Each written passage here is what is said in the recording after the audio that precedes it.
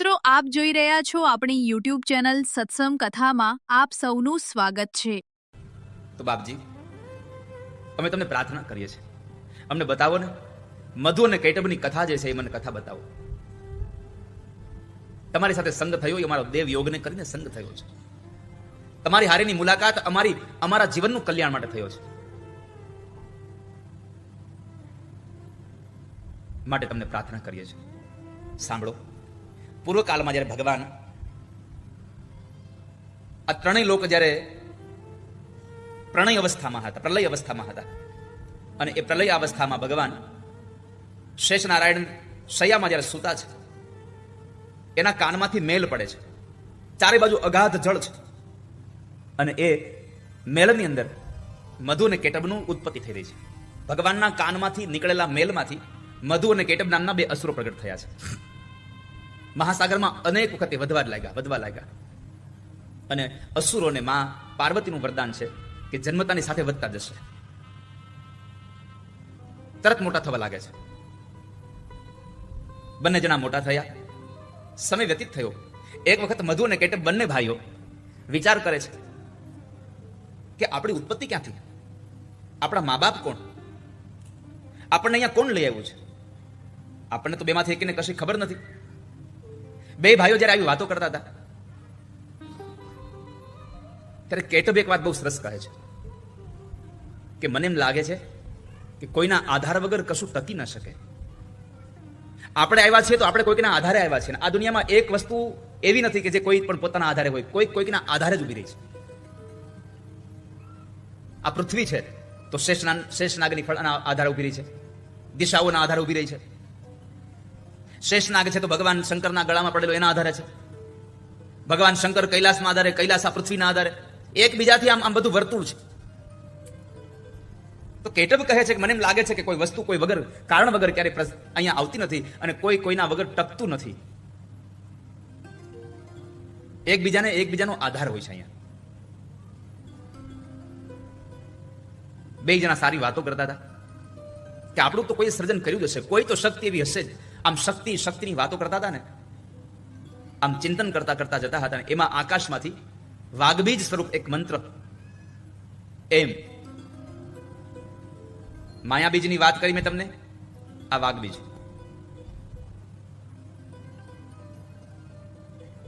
રીમ છે એ માયાબીજ છે, એમ છે એ વાઘબીજ છે, અને ક્લીમ છે એ કામબીજ છે. એમ, રીમ અને ક્લીમ આ ત્રણેય એકાક્ષરી મંત્ર છે માતાજીના. આ ત્રણેયમાંથી જેની પણ તમે ઉપાસના કરો, જેની પણ આરાધના કરો,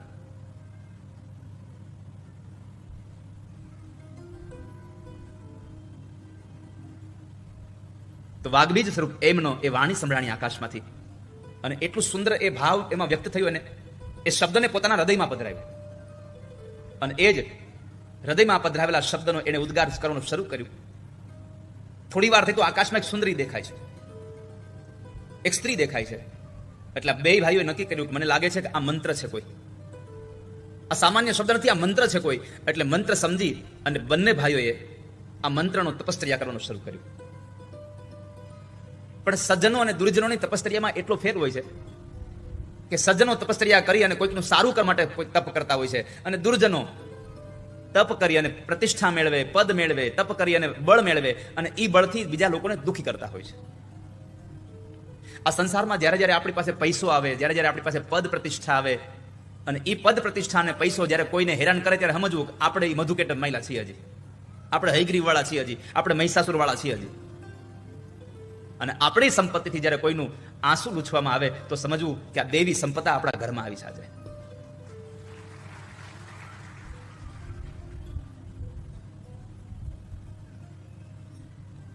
સંસારમાં આ એમ બીજ મંત્રને, વાઘબીજ મંત્રને લઈ અને આ બંને ભાઈઓ એની તપશ્ચર્યા કરવા લાગ્યા, અને તપશ્ચર્યામાં એને બધું જ ત્યાગી દીધું છે, બધો જ ત્યાગ કરી દીધો. આ સંસારમાં ત્યાગવું બહુ અઘરું છે, અને ત્યાગ્યા પછી પણ ત્યાગવું એ અઘરું બહુ છે. ચાતુર્માસ ચાલતો હોય અને રીંગણા ન ખાતા હોય તો આપણે શું કહીએ, હું તો ચાતુર્માસમાં રીંગણા નથી ખાતો. અરે નથી ખાતા તો યાદ જ શું કામ કરો છો ને? જે વસ્તુ તમે છોડી દીધી છે એને યાદ શું કામ કરો છો? ઘણા લોકો એ માવો મૂક્યા પછી હોતે યાદ કરતા હોય, મેહુલભાઈ મેં માવો મૂકી દીધા, જઈ જોતી યાદ કરતા મેં માવો મૂકી દીધા, મેં વ્યસન મૂકી દીધું. અરે જે વસ્તુ છોડી છે ને એને યાદ જ ન કરવાની હોય, અને યાદ કરો તો તમારો ત્યાગ પણ સાચો નથી. 92 લાખ માળાના ધણી રાજા ભર્તૃહરિ બધું જ મૂકી અને એકવાર સ્મશાનમાં રહી અને તપ કરે. કેટલો નિયમ રાખ્યો કે કોઈ માણસનું મૃત્યુ થાય અને એના શબને જ્યારે બાળવા માટે આવે ત્યારે જે પાણીનો ઘડો અને પેલી ખીચડીનો વાટકો લઈને આવે એમાંથી રસોઈ બનાવીને ખાવું ને ત્યારે પાણી પીવું, બાકીના જ્યાં સુધી કોઈનું મરણ ન થાય ત્યાં સુધી રાહ જોવી. આવું ત્યાગ કર્યો. 92 લાખ માળો તો મૂકી દો, બધું મૂકી દો. એમાં બરાબર ભગવાન શિવ અને માં પાર્વતી બરાબર ચાલતા ચાલતા નીકળ્યા અને પાર્વતીએ જોયું કે ઓહો આટલો મોટો રાજાને આટલું ત્યાગ કરીને આ સ્મશાનમાં રહી છે.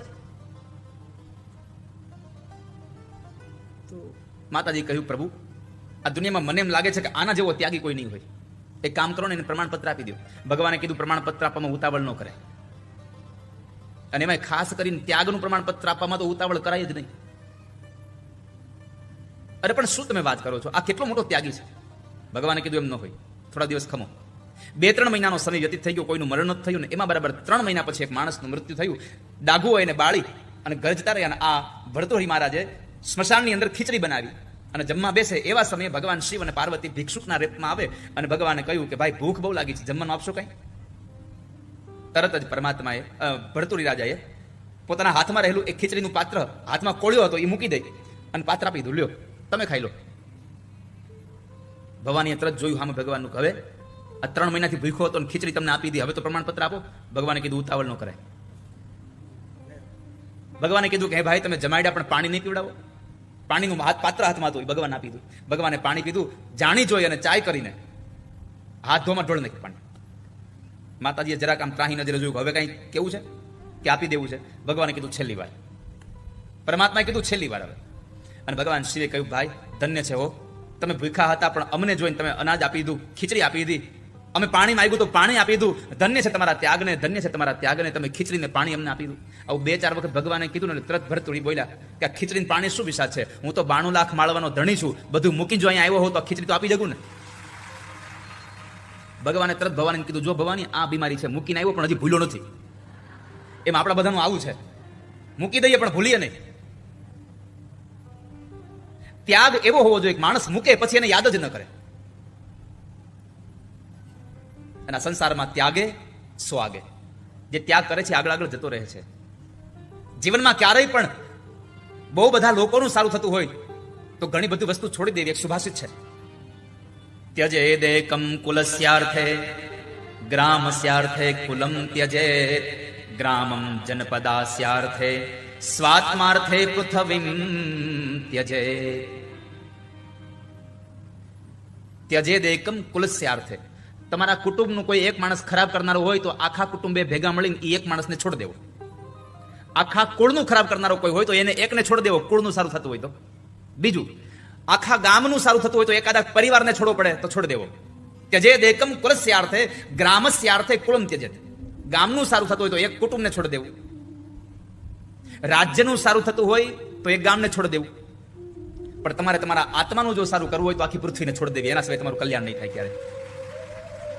છોડી દેવાનો અર્થ એવું નથી કે આ મૂકીને વયું જવું, પણ જે થઈ રહ્યું એને જે જગ્યાએ જે વસ્તુ થઈ રહી છે એની જગ્યાએ બરાબર થઈ રહી છે. આપણે એમાં કઈ માથું મારવું નહીં. દીકરાની વહુ આવી જાય પછી સાસુમાં દીકરાની વહુને જેમ ઘરમાં કામ કરવું એમ કરે, આપણે કઈ માથું ન મારી તો સમજવું હવે આપણે આપણું કલ્યાણ કરવાનું ચાલુ કર્યું છે.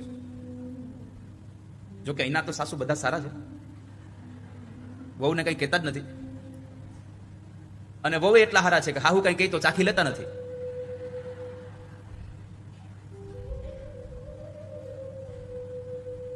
પણ સાસુમાને જ્યાં સુધી સાસુ ન બને ત્યાંથી મજા જ નથી આવતી. એને સાસુપણાનો એટલો બધો આમ ધૂણ આવી હોય ને, એ જ્યાં સુધી એની વહુને ખીજાઈ ન જાય ને ત્યાં સુધી મજા જ ના આવે. એ ટક ન કરે તો હાહુ નહીં. પેલા સમયમાં તો કેટલા બેનો ડરતા હતા. લગ્ન કરવા યોગ્યની ઉંમર થાય એટલે તરત બધા સગા સંબંધીઓ આડોશી પાડોશી તરત જ દીકરીને આશીર્વાદ શું આપે, અમે ભગવાનને પ્રાર્થના કરશું તને હાહુ હારી મળે. પેલા હાહુની રંજાડ બહુ હતી. પેલા સાસુ સારી મળે એના માટે બહુ બધી પ્રાર્થના કરતી હતી, હવે હાહુ પ્રાર્થના કરે છે. આખો સમય પરિવર્તિત થઈ ગયો છે. સમય પરિવર્તિત થઈ ગયો. એટલે આનો અર્થ એવો ન સમજશો કે હાહુ પણ વહી ગયું છે. હજી ક્યાંક દેખાય, અમને દેખાય. અમે આમ ફરતા હોય ને આટલી બધી યાત્રામાં, ક્યાંક તો દેખાવ મળે જ હજી હાહુ જૂના જમાનાના હોય, આ જમાનાના વિચારો જૂના જમાનાના હોય. આત્માનું કલ્યાણ ચાહે માણસે પૃથ્વીનો ત્યાગ કરી દેવો. ઘરમાં જે થઈ રહ્યું છે થવા દો. પણ આપણાથી કઈ થાય તો કોઈથી કઈ બોલાય નહીં, અને ઘરમાં બીજા કોઈથી કઈક થાય તો એક તો ચૂપ રહી જ નહીં.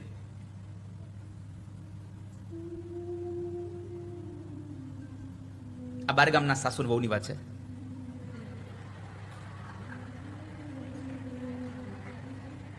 એક વાત યાદ આવી મને. એક દીકરો અને એના બાપુજી બે હોલમાં બેઠા બેઠા ટીવી જોતા હતા, અને સાસુ ને વહુ બે રસોડામાં કામ કરતા હતા. એમાં બરાબર એક કાચની બરણી ફૂટીને જોરથી અવાજ આવ્યો, પછી આખું ઘર સાયલન્ટ. ટીવીને મ્યુટ કરી નાખ્યું. કોઈ કઈ બોલે ચાલે. 1-2 મિનિટના મૌન પછી દીકરાના બાપે હળવેકથી કીધું, બેટા જરાક જોતો કોનાથી તૂટી? આ બરણી ફૂટી કોનાથી? છોકરાએ એટલો સરસ જવાબ આપ્યો છે, બાપુજી બરણી ફૂટી એનો અવાજ આવ્યો એટલે તને કહું છું, આ અવાજ આવ્યો ફૂટી એનો. પછી કઈ અવાજ આવ્યો? તો કે ના, તો મારા બાથી ફૂટી હશે. તો મારા બાથી ફૂટી હશે. કેમ? જો મારી વહુથી ફૂટી હોય તો મારા બાનો અવાજ બંધ રહે કોઈ દી?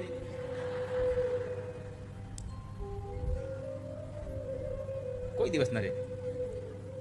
ત્યજેદેકમ કુલસ્યાર્થે ગ્રામસ્યાર્થે કુલમ ત્યજેત ગ્રામમ જનપદાસ્યાર્થે સ્વાત્માર્થે પૃથ્વીમ ત્યજેત. પોતાનું કલ્યાણ કરવા ઈચ્છતા હોય તો બધું છોડી દેવું જોઈએ માણસે. ત્યાગ વગર માણસને સિદ્ધિ ન મળે. શ્રીમદ રાજચંદ્રના શબ્દો છે. ખરે પુષ્પો જ્યારે મધુર ફળ ત્યારે તરુ ધરે. ખરે પુષ્પો જ્યારે મધુર ફળ ત્યારે તરુ ધરે. બલિદાનો વિના જગત પર સિદ્ધિ ન મળે. જ્યાં સુધી ઝાડ ઉપરથી ફૂલ ખરી ન જાય, ફૂલ પોતાનું બલિદાન ન આપે, ત્યાં સુધી એ ઝાડમાં ફળ કોઈ દિવસ આવે નહીં. ફૂલનું બલિદાન અને એનું જ કોઈ ફળ હોય તો એ ફળ છે. માટે કોઈનું બલિદાન એટલે કે કોઈ વસ્તુ ત્યાગી દો તો તમને એ જીવનમાં સુખી બનાવે છે. માણસનો ત્યાગ કેટલો! વસઈમાં મહારાષ્ટ્રમાં જ્યારે યુદ્ધ થયું, અને એ યુદ્ધમાં અલીબાગના આંગ્રે પરિવારના 3 જુવાન જો દીકરાઓ શહીદ થઈ ગયા. 3 દીકરાઓ, એક જ ઘરના 3 દીકરાઓ શહીદ થયા એમાં. અને ત્યારે મરાઠા સરદાર ચીમણાજી અપ્પાએ એક શોક પત્ર લખ્યો હૃદયથી આંગ્રે પરિવારની આ 3 દીકરાની માતાને. આ 3 વીરોની માતાને એક પત્ર લખાયો કે તમારા દીકરાઓ આ 3 યુદ્ધમાં કામ આવી ગયા. બહુ દુઃખની વાત છે, પણ અમે તમને શાંતના માટે આ પત્ર લખ્યો છે. આ પત્ર જ્યારે આવે છે, સામે વીરોની માતા એક પત્ર લખ્યો કે દુઃખ બહુ છે, દુઃખ બહુ છે, ત્યાગ કેટલો! 3 દીકરાઓ મરી ગયા પછી પત્ર લખ્યો એની માએ કે દુઃખ બહુ છે, પણ દીકરાઓ મરી ગયા એનું નહીં, પણ રાષ્ટ્રની રક્ષા કરવા માટે હવે 4થો દીકરો મારી પાસે નથી એનું મને દુઃખ છે. આ ત્યાગ છે. દીકરાઓ મરી ગયા એને નથી રોયા, હવે 4થો દીકરો હું યુદ્ધમાં મોકલી શકું એવો છે નહીં એટલા માટે દુઃખ છે. ત્યાગે એને આ સંસાર યાગ કરે છે. ત્યાગાત શાંતિ. જ્યાં ત્યાગ છે ત્યાં શાંતિ છે. જેટલું તમે છોડી દેશો એટલું તમને આનંદ મળશે. આ બંને અસુરોએ આ વાઘબીજ મંત્રનો એટલું આરાધન કર્યું, 1000 વર્ષ સુધી તપસ્યા કરી, અને માં પ્રસન્ન થયા. માએ વરદાન માંગવા કહ્યું કે બંને જણા તમારો જે ઈચ્છા હોય વરદાન માંગી લો. બંને જણા એક જ વરદાન માંગ્યું. પેલું તો માંગ્યું અમે મરીએ નહીં. માતાજી કીધું બીજું માંગો, મરવું તો પડશે જ. મરવું તો સત છે બાવા, મરવું તો સત છે, મરવું તો પડશે જ, એમાં નહીં ચાલે. તો મધુ ને કેટભાઈ કીધું કે અમે ઈચ્છા અનુસાર મરીએ એવું વરદાન આપો અમને, અમે મારી ઈચ્છાથી મરીએ. માતાજી કીધું તથાસ્તુ, તમને જ્યારે ઈચ્છા થશે, જેની પાસેથી ઈચ્છા થશે ત્યારે તમે મરશો એવું તમને વરદાન આપું છું. માતાજીના વરદાનથી પછી મદોન્મત થયા, અને એમાં એક વખતના સમયે એક કમળ ઉપર બ્રહ્માજીને જોયા. કમળ ઉપર બ્રહ્માને જોયા એટલે આ 2 જણાને એની સાથે યુદ્ધ કરવાની ઈચ્છા થઈ. બ્રહ્માજી પાસે આવીને બ્રહ્માને કીધું કે બ્રહ્મા, કાં તો તમે અમારા શરણે થઈ જાઓ, કાં યુદ્ધ કરો. બ્રહ્માજીએ વિચાર્યું કે અત્યારે આની હારે યુદ્ધ કરવા જેવું નથી, કારણ કે 2 છે, હું એકલો છું ને, હું તપસ્તરિયા વાળો આની હારે શું કરી શકું, હું શાસ્ત્ર વાળાની સાથે શું કરી શકું. એટલે બ્રહ્માજીએ યુદ્ધ ન કરવાના બદલે અવકાશ મેળવી અને પોતે ભગવાન નારાયણની ઉપાસના માટે જતા રહ્યા. ભયભીત થઈને ભગવાન નારાયણ પાસે ગયા. પરમાત્મા યોગ નિદ્રાને આધીન હતા. ભગવાન વિષ્ણુ સુતા હતા. હવે શું કરવું? બહુ રાહ જોવાય, પણ ભગવાન જાગતા નથી. એવા સમયે બ્રહ્માજીએ યોગ માયાની યોગ નિદ્રાની સ્તુતિ કરી છે. યોગ નિદ્રાની સ્તુતિ કરી અને માને પ્રાર્થના કરી કે માં, તમે જો ભગવાન વિષ્ણુનું શરીર છોડો તો એ જાગે, નકર જાગે નહીં. આપણી અંદર જે ઊંઘવાનો સમય થાય છે ને, ઊંઘીએ છે ને, એ પણ એક શક્તિ છે ને. એટલા માટે સપ્તશતીમાં લખ્યું છે, યા દેવી સર્વભૂતેષુ નિદ્રા રૂપેણ સંસ્થિતા નમસ્તસ્ય નમસ્તસ્ય નમસ્તસ્ય નમો નમઃ. આપણી અંદર જે ભૂખ લાગે છે, યા દેવી ક્ષુધા રૂપેણ સંસ્થિતા, આ બધી શક્તિ છે આપણી અંદર. આ શક્તિ નીકળી જાય ત્યારે આ બધું વયું જાય છે. સુવા પડો અને ઊંઘની ગોળી લીધા વગર નિંદર ન આવતી તો એવા સમયે થોડીક વાર આરાધન કરવું. યા દેવી સર્વભૂતેષુ નિદ્રા રૂપેણ સંસ્થિતા, થોડી વાર માટે તરત ઊંઘી જશો. એની ઉપાસના કરો, એનું આરાધન કરો. પણ સાંજે ઊંઘવા માટે દવા લેવાની જરૂર નથી. એટલું થાકીને કામ કરો, સાંજે દવાની જરૂર જ ન પડે. જ્યાં સુધી માણસ દિવસે થાકતો નથી ત્યાં સુધી રાત્રે ચેનથી ઊંઘતો પણ નથી. રાત્રે ચેનથી ઊંઘવા માટે માણસે દિવસે થાકવું પડે છે. તો બંને જણાએ બ્રહ્માજીને કહ્યું એટલે બ્રહ્માજી ભગવાન નારાયણ પાસે ગયા. નારાયણ પાસે ગયા તો નારાયણને ઊંઘેલા જોયા એટલે પોતે પરમાત્માની માતે યોગ માતાની યોગ નિદ્રાની સ્તુતિ કરી. અને બ્રહ્માની એ સ્તુતિ સાંભળીને માં જગદંબા નિદ્રાદેવી ભગવાન વિષ્ણુના શ્રીમાંથી નીકળી અને ઉભા રહ્યા છે. નિદ્રાદેવી જ્યારે નીકળી જાય છે, ભગવાન બગાસા ખાતા ખાતા ઉભા થયા છે. જુએ છે તો કાંપતા કાંપતા બ્રહ્માજીને જોયા, ભયભીત બ્રહ્માને જોઈ અને બ્રહ્માને કહ્યું, હે બ્રહ્મા, તમે કેમ આટલા બધા ભયભીત છો? શું થયું તમને? તમારા ભયભીત થવાનું કારણ શું છે? કેમ ચિંતિત છો? બ્રહ્માએ આખી વાત કરી કે બે અસુરો મધુ ને કેટબ તમારા કાનમાંથી જે પ્રગટ થયા છે, તમારા કાનના મેલમાંથી જેનું સર્જન થયું છે, એ બંને જણા આવી અને મને મારવાની વાત કરે છે. હું એની સાથે યુદ્ધ કરી શકું છું નહીં, તમે મને બચાવી દો. બ્રહ્મા અને ભગવાન નારાયણ જ્યાં સંવાદ કરતા હતા ત્યાં મધુ ને કેટબ બે જણા ત્યાં આવ્યા છે. આવીને બ્રહ્માને કહે છે કે હજી તને કહીએ છે કે માની જા મારી વાત. ભગવાન નારાયણે કહ્યું કે તમે એને કશું ન કહેશો. ભગવાનને લલકાર્યા. હવે પરમાત્માને કહે છે કે જો એને કાંઈ ન કરો તો તમે યુદ્ધ કરો મારી હારે, અને તને યુદ્ધમાં માર્યા પછી આ ચાર મોઢાવાળાને મારીશું અમે, એટલે કે બ્રહ્માને મારીશું. પણ અમારી હારે યુદ્ધ કરો. ભગવાન નારાયણે યુદ્ધ કર્યું છે. કેટલું યુદ્ધ કર્યું? 5000 વર્ષ. 5 વર્ષ સહસ્ત્રાણી યદા જાતાનિ યુધ્યતા હરિણા ચિંતતિમ તત્ર કારણમ મરણે તયો. 5 વર્ષ સહસ્ત્રાણી યદા જાતાની યુદ્ધતા. 5000 વર્ષ યુદ્ધ કર્યું.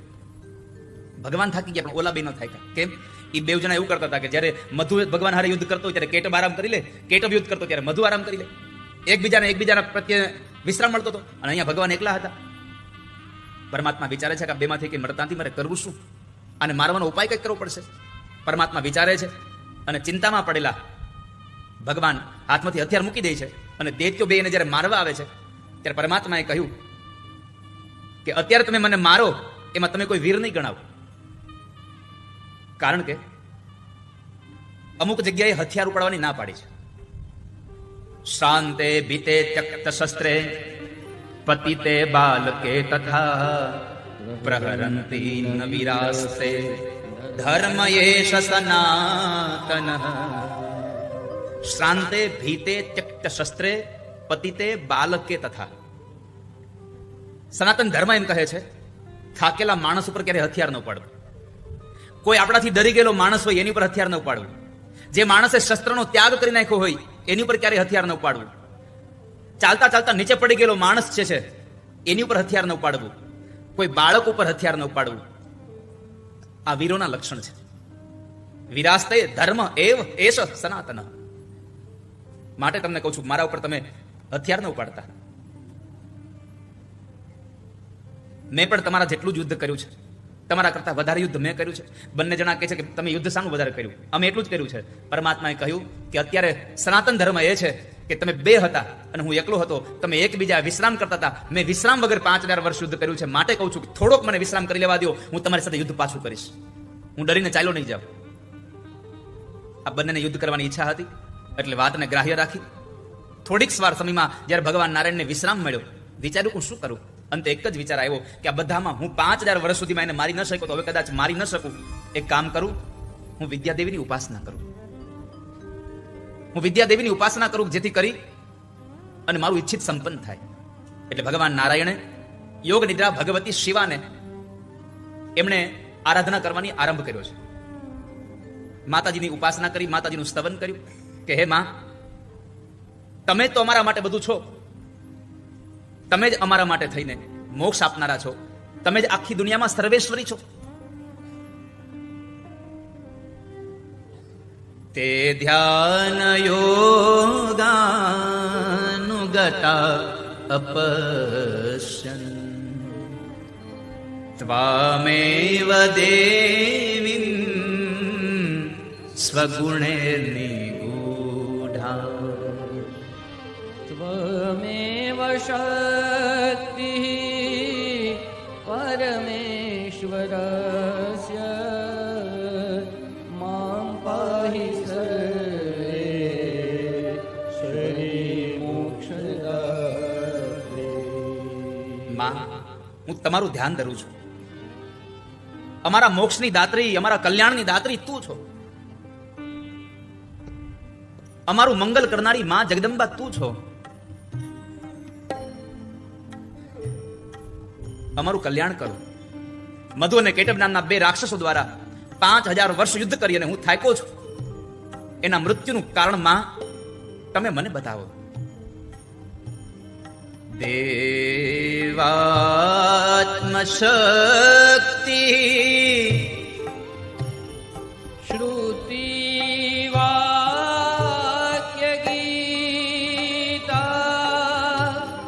મહર્ષિ લોકસ્ય પુરઃ પ્રતિષ્ઠા.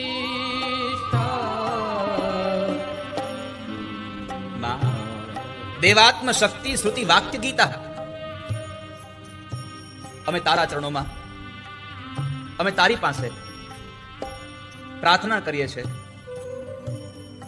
મામ પાહિ સર્વે શ્રી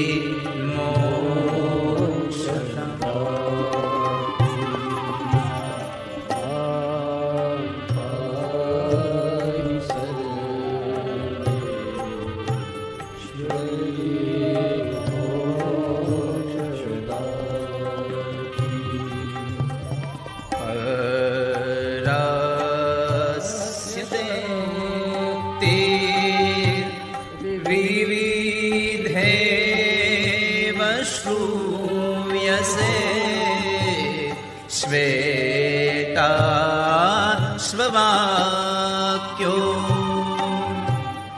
દીત દેવી દુર્ગે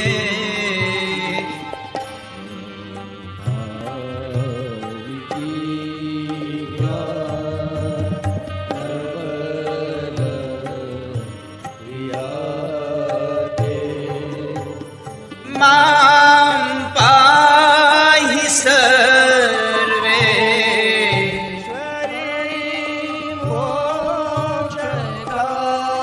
ત્રી મામ પાહિ સર્વે મોક્ષદાત્રી. માને કહે છે, માં 5000 વર્ષો કર્યા, યુદ્ધ કર્યા પછી પણ આમને મારવાનો મને કોઈ માર્ગ નથી મળી રહ્યો. તો હે જગદંબા, તમે મારા માટે થઈ અને કૃપા કરો, તમે મને માર્ગ બતાવો. એ સમયે માં ભુવનેશ્વરીનું પ્રાગટ્ય થાય છે. આકાશમાં માં ભુવનેશ્વરી પ્રગટ થયા. માં પ્રસન્ન થઈને કહે છે કે હે વિષ્ણુ, આ બંને દૈત્યોને છલ કપટથી મારવા પડશે, એની સાથે કપટ કરવું પડશે. મારી વક્ર દ્રષ્ટિથી એ મોહિત થશે અને એવા સમયે તમે મારવાનો માર્ગ લઈ લેજો. માને પ્રણામ કર્યા. ભગવાન નારાયણ ફરી પાછા યુદ્ધમાં આવે અને યુદ્ધમાં આવી અને બંનેની સાથે યુદ્ધ કરે છે. જ્યારે બેવ સાથે યુદ્ધ કરે, મધુ અને કેટબ બંને જણા એક પછી એક યુદ્ધ ભગવાન સાથે કરતા રહે છે.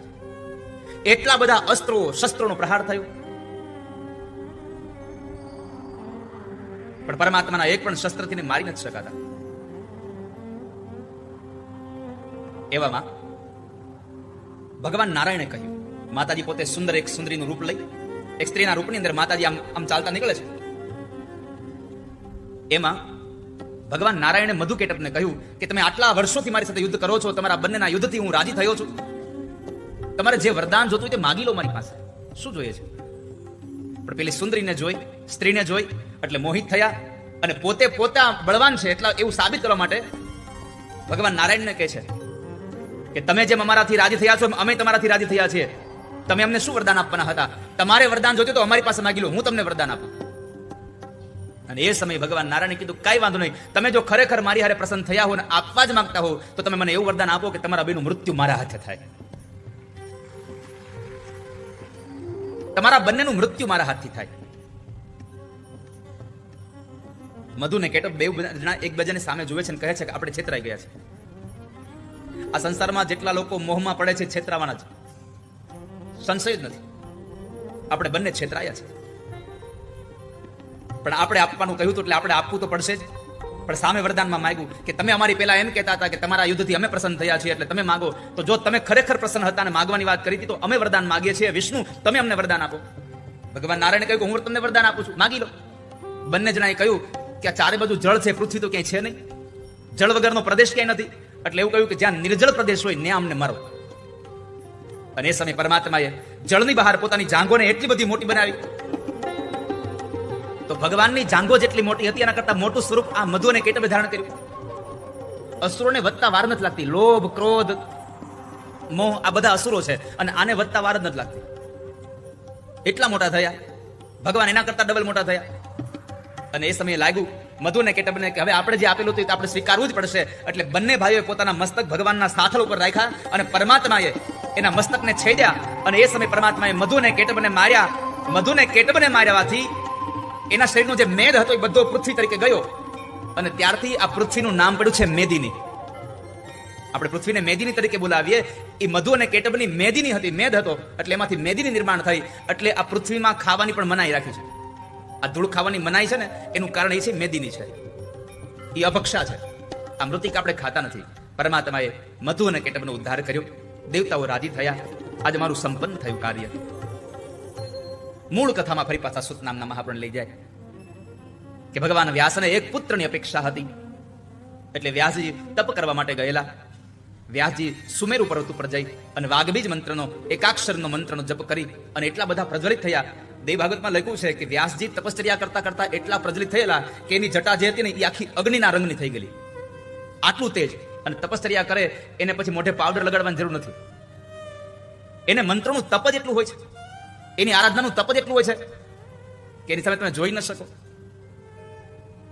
એના ચહેરા પર લલાટમાં તેજ જ એટલું હોય. તો ભગવાન વ્યાસની એ જટા એટલી અગ્નિ સ્વરૂપા બની અને એનો ડર લાગ્યો ઇન્દ્રને.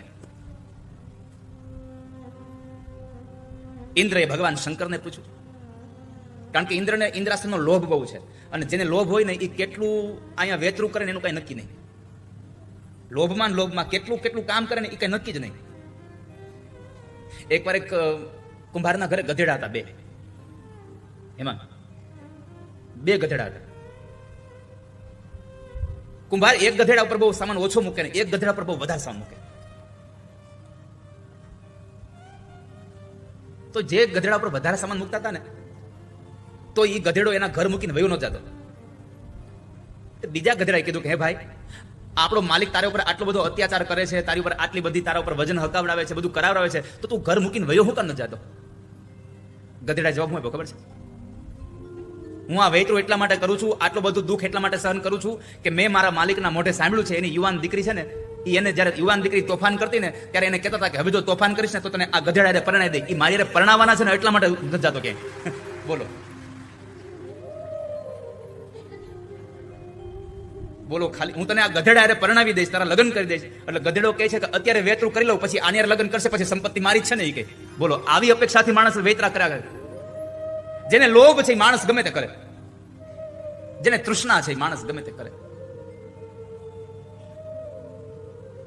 પણ શિવજી ભગવાન ઇન્દ્રને કહે છે કે ઇન્દ્ર તમે ચિંતા ન કરો, તમારા ઇન્દ્રાસન માટે ભગવાન વ્યાસે આ તપ નથી કર્યું, કેવળ ને કેવળ માત્ર ને માત્ર એને પુત્ર પ્રાપ્તિ માટે એને વ્રત કર્યું છે. એ પુત્ર માટે થઈને તપ કરી રહ્યા છે. આજ 100 વર્ષ એને સંપન્ન થયા છે તપના. હું એને વરદાન આપીશ કે એને પુત્ર થશે. વ્યાસજીને વરદાન આપ્યું છે કે તમારે ત્યાં કલ્યાણકારી પુત્ર થશે. ભગવાન શિવ એને વરદાન આપે છે. તમારે ત્યાં ખાલી કલ્યાણકારી નહીં, તેજોમય દીકરો થશે અને તમારામાં જેવી પ્રજ્ઞા છે એના કરતા સવાઈ પ્રજ્ઞા તમારા દીકરામાં આવશે.